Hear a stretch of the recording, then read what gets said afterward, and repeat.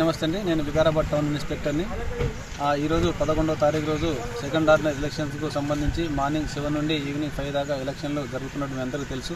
అయితే మేము ఈ వికారాబాద్ పట్టణంలో ఉన్నటువంటి 34 వాళ్ళకు సంబంధించి ప్రస్తుతం 32 వాళ్ళకి ఎలక్షన్ జరుగుతుండగా మేము మా సిబ్బందినే కాకుండా బయట నుంచి వేరే సిబ్బంది తీసుకొచ్చి ఎలాంటి ఇష్యూస్ కాకుండా ఉండేందుకు కట్టుదిట్టమైన ప్రయత్నాలు చేస్తూ ఉన్నాం. అదేవిధంగా ఎలక్షన్ కూడా సాఫీగా జరుగుతూ ఉన్నాయి.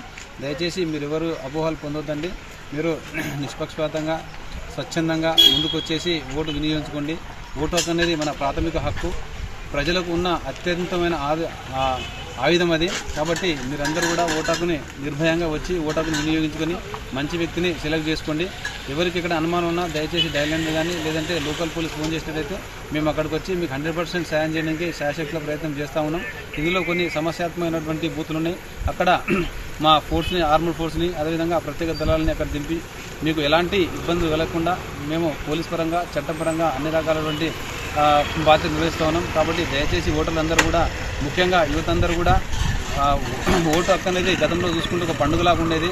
కానీ రాను రాను అది ఓటు హక్కు బాగా పడిపోవడం చాలా బాధాకరంగా అనిపిస్తుంది. కాబట్టి యువత అందరూ కూడా పెద్ద ఎత్తున వచ్చేసి ఇది రానున్న రోజులకు మీరు ఇచ్చే సంకేతం. ఇది ఓటు హక్కు మన ప్రాథమిక అనేది తెలుసుకొని మీరందరూ కూడా ముందుకు వచ్చి ఓటు హక్కును వినియోగించుకొని ఎక్కువ మొత్తంలో పోలింగ్ అయ్యే విధంగా చేసుకోండి.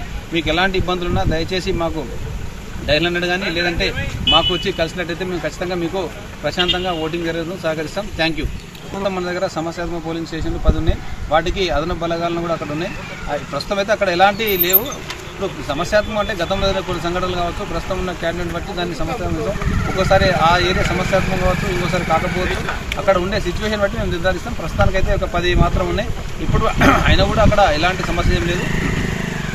ఇంకా ఇలాగే కాకుండా మీకు ఇచ్చి ఇంకా వేరే ఏమో వచ్చినా కూడా మాకు తెలిసినట్లయితే మేము ఇమీడియట్ విత్ ఇన్ మినిట్స్ లోపల అక్కడికి వెళ్ళి అక్కడ ఎలాంటి ఇష్యూస్ కాకుండా చూసుకునేందుకు మేము striking force, special striking force చేసుకొని 24 అవర్స్ కూడా మేము తిరుగుతూ ఉన్నాం. మీరు ప్రజలు కూడా దీన్ని సహకరిస్తే మేము ఇంకా మీకు మంచి సర్వీస్ చేయడానికి ముందుకు వస్తాం. Thank you. మొత్తం మన దగ్గర 190 మంది సిబ్బంది, మా పోలీస్ స్టేషన్ కాకుండా డిస్టిక్లో ఉన్నటువంటి అందరు పోలీసు అందరూ కూడా సుమారు 200 మంది దాకా ఈ బందోబస్తుకు ఏర్పాటు